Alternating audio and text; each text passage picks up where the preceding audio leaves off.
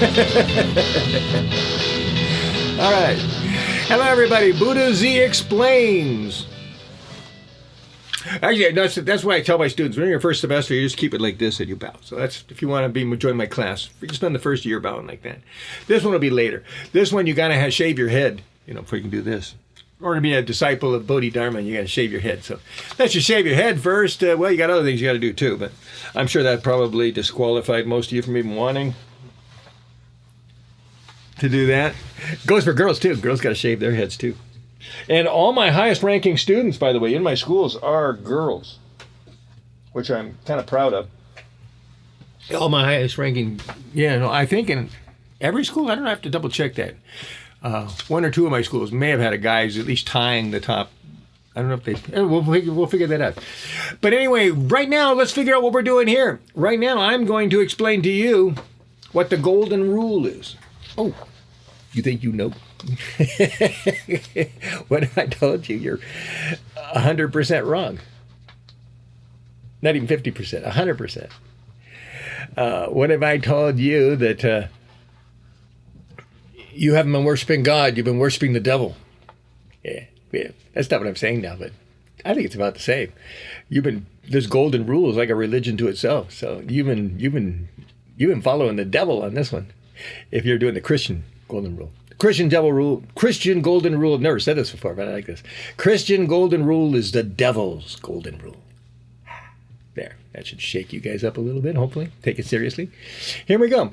Golden rule is for murderers. I remember, and in fact, this thing starts, to me it was kind of an interesting mind game to play here, but this first paragraph may be a little rough for everybody. It's even a little rough for me. But I mean, it does mean something if you can follow it along. It's a little jolt, but we'll get to the point of this at the end. Bear with me. Here we go with my poem. And a kick on the camera. All right, here we go. All right. This has been okay. Gonna have to go have dinner or something. This is like my fourth time trying to do this particular podcast take and having trouble. Okay, here we go. Golden rule is for murderers. Oh, yeah, I'm usually reading out my book so I can look towards you more. Okay, make it look more whatever.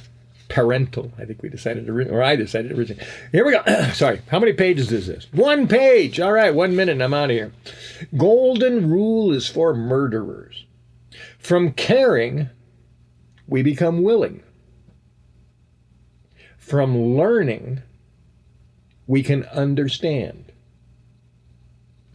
I hope some go further in life than me. Beyond the awareness of curiosity fulfilling, a mind may see what wasn't planned and discover their ability for creativity. Now, I think you're born with that, so don't just try to plant a seed and expect it to grow there. But if you got it, I'll help you. I'll help you with that, because people have been fighting against my creativity my whole life. So allow me to make your life easier than mine was. That I would really love to do that for creative people. Help them where no one helped me. I think people worked against me dramatically. Here we go. Okay, we're not even halfway through the page. Here we go. Second of 4 paragraphs. Complaining is accusing that someone or something is abusing your rightful place while living. Each complaint, exaggerated or delivered with restraint, creates the need for punishment giving. Through the pain, suffering, and orchestrated demise, modern men and women believe vengeance is wise. The golden rule is for those who are out living, because violence and murder, the Christian golden rule, justifies. Add the word not, N-O-T, to end justified sinning. Thou shalt not do unto others what you do not want done to you. That's it. That's the whole poem. And that is let me say that again, because I think even after teaching this and saying this to so many people, I don't think they all get it. So let me read that last 2 lines. This is the golden rule. This is the one that maybe Christ said, and then somebody, maybe the devil, misquoted him. But if Christ wasn't a bonehead, he said it this way. Thou shalt not do unto others what you do not want done to you. All right. I'm not going to go on and bother explaining that, because if you don't understand it, I'm just going to be wasting my time trying to explain it to you. But, well, I'll give you one explanation. Let's say someone shoots your dad. Okay. So, according to the golden rule, the Christian golden rule, do unto others as you'd expect them to do unto you. So, if you had killed his dad, you would expect him to kill you. Have vengeance or something, but in the old days, we're going back 2,000 years and don't have a lot of prisons. So basically, the justice of this would be, if I killed your father, then you have the right to kill me. Okay? That's the golden rule.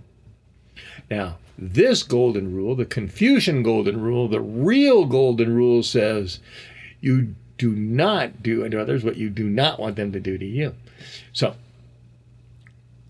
if I killed his father, I do not want him to kill me.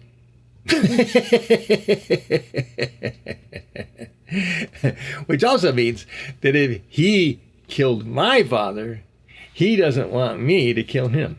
Okay, well, that kind of goes without saying. But if you were to really obey that rule and not commit vengeance, the cycle of murder is stopped. Okay, whether it's fair or not doesn't really matter, but doesn't continue, because what's going to happen is, if he kills my father, and then I kill his father, then his brother is going to probably try to kill me, and then my brother is going to try to kill him, and then who knows? Maybe my mom's going to get an axe out. But anyway, all we got is we got warring feuds. We got the. Well, I'm thinking of all kinds of scenarios. But anyway, basically all we've got is cavemen fighting each other. We're reverting back to our primal senses. Okay, so anyway, there you go. There's the golden rule. The golden rule is do not do unto others what you would not have them do unto you. So it was stealing. Let's take it down to a notch, okay? So you should not steal from others because you do not want them to steal from you. There, that make it a little simpler. Easier. Think about it. Come on, you gotta, please. If you don't, you will always have a reason to do vengeance, because you know they'd do vengeance. You see, so you can justify your vengeance by knowing that they would do it to you. So you say that keeps the cycle of evil going on, because you know other people are evil and would do something evil to you, so you can do evil to them. No, do not do it. Do not do it. See, stops. All right. Buddha Z has explained the golden rule, the real golden rule, not the devil's golden rule, but the real golden rule.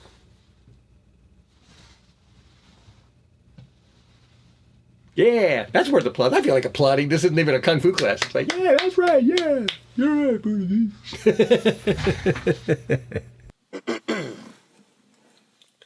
A Buddha once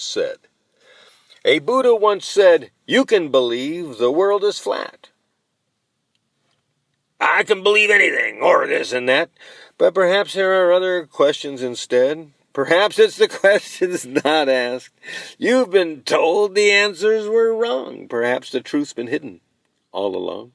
Because your membership needs to be taxed. No, I can't make false promises of better mileage or cleaner clothes, because Buddhism only rewards those who know how to clean their dishes. What will you gain? Nothing. What? Enlightenment? Just stuff in my brain? Oh, you're afraid of what'll remain. You're too defensive. Stop bluffing. Well, there are some things, some topics to avoid. No need to warn me what you don't want to share. You're only pointing out what doesn't belong there. What's sad to see is your barbed wire, landmines, and fear At least they keep you constantly employed. Okay, Buddha, the other man said. What is this stuff you call a religion? Why should I listen to your superstition? Can you promise me heaven when I'm dead? The Buddha smiled reluctantly. I'm so worn out soliciting you, I think I've said enough for today. I am through. Hey, don't go away. You didn't bless me. Buddha turned and said, I've no such power. What I have, I give when I can. But you have so many defenses, I'm only one man. My enlightenment was fresh, but now it tastes sour. The other man grimaced with hands on hips, like an evil granny. You shouldn't leave. Unlock your lips. Say what you have to say. I will follow behind and haunt you. You can't get away. Come back here, you sassy monk, or I'll kick you in the fanny. Well, all right, said the monk after stopping. You've just proven half of my teaching today. The first noble truth states that life is suffering, and number two, it eventually fades away. Sometimes those bad things you pick up, well, step 3 is about bad things you'll be dropping. The fourth law prevents it and keeps it away. That sounds pretty simple indeed. How does it work? There must be a trick. Only 4 rules to make a rough life slick. How much does it cost? What do I need? There are no tricks in science, but conditions must be right. What one person accepts, another person may fight. That's why Buddhism requires a conscience. There are no godly threats. There are no heavenly rewards, except the attainment of what enlightenment can afford. Buddhism is psychology to end regrets.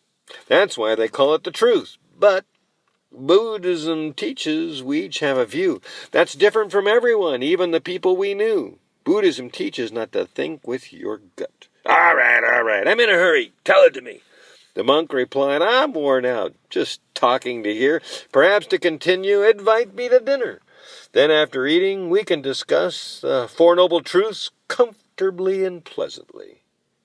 So a Buddha once said.